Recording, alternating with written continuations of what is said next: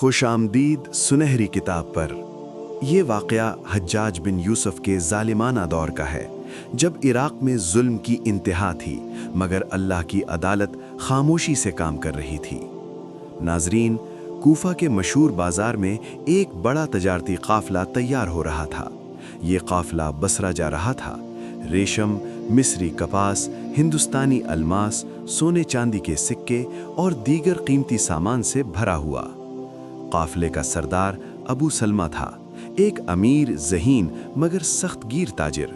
اس کے ساتھ 40 سے زائد تاجر، 80 اونٹ، 30 غلام اور 15 مسلح محافظ تھے۔ قافلے میں ایک نوجوان مزدور بھی شامل تھا جس کا نام بلال تھا۔ بلال خاموش، محنتی اور اکثر الگ تھلگ رہتا تھا۔ وہ راتوں کو اونٹوں کی دیکھ بھال کرتا، دن میں چپ چاپ کام کرتا، کوئی اس سے زیادہ بات نہیں کرتا تھا۔ قافلہ کوفہ سے نکلا۔ پہلی رات وہ صحرا کے ایک نخلستان میں رکا۔ رات گہری ہوئی تو سب سو گئے۔ محافظوں نے اونٹوں کو گھیرا بنا کر باندھا۔ صبح جب آنکھ کھلی تو سب حیران رہ گئے۔ ایک اونٹ غائب تھا۔ اس پر سب سے قیمتی سامان لدا تھا، سونے کے سکوں کا ایک بڑا صندوق۔ ابو سلمہ چیخا، یہ کیسے ہو سکتا ہے؟ کوئی نشان نہیں، کوئی پاؤں کا نشان نہیں۔ محافظوں نے آس پاس دیکھا، ریت پر کوئی نشان نہیں تھا۔ غلاموں پر شک کیا گیا مگر سب نے انکار کیا۔ تاجر آپس میں لڑنے لگے، ایک نے دوسرے پر الزام لگایا۔ سب کے چہرے پر خوف تھا۔ ابو سلمہ نے حکم دیا، آج رات سب جاگیں گے، جو بھی چور ہے اسے پکڑ کر سزا دیں گے۔ دوسری رات قافلے نے اونٹوں کے گرد سخت گھیرا بنایا، ہر طرف مشلیں جدائیں۔ 4 محافظ اونٹوں کے پاس کھڑے رہے۔ بلال بھی جاگتا رہا، خاموشی سے اونٹوں کو دیکھتا رہا۔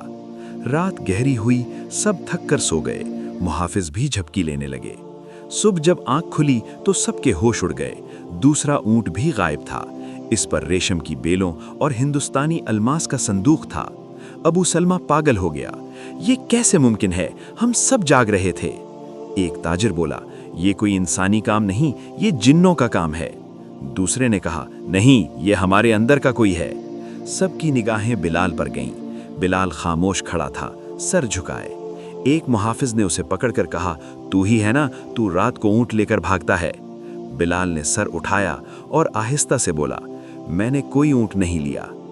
ابو سلمہ نے کہا، آج رات ہم سب مل کر دیکھیں گے، اگر تو بے گناہ ہے تو اللہ تیری حفاظت کرے گا۔ تیسری رات قافلے نے صحرا کے ایک بڑے نخلستان میں پڑاؤ ڈالا۔ اونٹوں کو گول دائرے میں باندھا گیا، چاروں طرف مشلیں جلائی گئیں۔ ہر تاجر، محافظ اور غلام جاگ رہا تھا، کوئی بات نہیں کر رہا تھا، صرف خوف اور شبے کی خاموشی تھی۔ ابو سلمہ نے سب کو حکم دیا، آج رات کوئی نیند نہیں، اگر چور سامنے آیا تو اسے زندہ پکڑنا ہے، اللہ ہمارے ساتھ ہے۔ بلال بھی بیٹھا تھا، سر جھکائے، آنکھیں زمین پر گڑی روئی تھیں۔ اس کے چہرے پر کوئی خوف نہیں تھا، صرف ایک عجیب سا سکون تھا۔ رات گہری ہوئی، ہوا چلنے لگی، ریت کی ہلکی سرگوشیاں سنائی دینے لگیں، مشعلیں ڈولنے لگیں، سب کی نگاہیں اونٹوں پر تھیں۔ اچانک ایک محافظ نے آہستہ سے کہا، دیکھو، بلال اٹھ رہا ہے۔ سب نے دیکھا، بلال آہستہ سے اٹھا، چپکے سے ایک اونٹ کی رسی کھولی اور اسے لے کر صحرا کی طرف بڑھا۔ اونٹ اس کے ساتھ چپ چاپ چل رہا تھا، جیسے اسے کوئی حکم مل چکا ہو۔ ابو سلمہ نے ہاتھ سے اشارہ کیا، سب چپکے سے پیچھے پیچھے چل پڑے۔ دل دھڑک رہے تھے، ہر کوئی سوچ رہا تھا، آج چور پکڑا جائے گا۔ بلال صحرا میں تقریباً 1 میل چلا۔ وہاں ایک چھوٹا سا نخلستان تھا، وہاں ایک پرانا پھٹا ہوا خیمہ لگا ہوا تھا۔ خیمے کے سامنے بلال نے اونٹ روکا۔ خیمے سے ایک بیوہ عورت نکلی، اس کا چہرہ جھریوں سے بھرا، کپڑے پرانے، آنکھیں بھوکی اور تھکی۔ اس کے پیچھے 3 چھوٹے بچے نکلے، سب کے چہرے زرد، پیٹ بھوک سے چپٹے۔ بلال نے اونٹ کا سامان اتارا، ریشم کی بوریاں، الماس کا صندوق، سونے کے سکوں کی تھیلی۔ اس نے آہستہ سے کہا، یہ تیسرا ہے، پہلے 2 میں دے چکا ہوں، کھاؤ اور اللہ تمہیں صحت دے۔ عورت رو پڑی، بچوں نے بلال کے ہاتھ چومے۔ عورت نے کہا، بیٹا، تم نے اپنی جان جوکھم میں ڈال کر ہمیں بچایا، اللہ تمہیں جنت میں جگہ دے۔ یہ سب دیکھ کر تاجر اور ابو سلمہ کے ہوش اڑ گئے، وہ غصے سے خیمے میں گھسے۔ ابو سلمہ چیخا، تو چور ہے، ہم سب کو لوٹ رہا تھا، یہ سامان ہمارا ہے۔ بلال گھٹنوں پر گر گیا، उसकी आंखों में आंसू थे। वो बोला, मैं चोर नहीं हूं, ये लोग मर रहे थे। मैंने अमीरों से लेकर गरीबों को दिया, क्योंकि और कोई ना था जो उनकी मदद करता।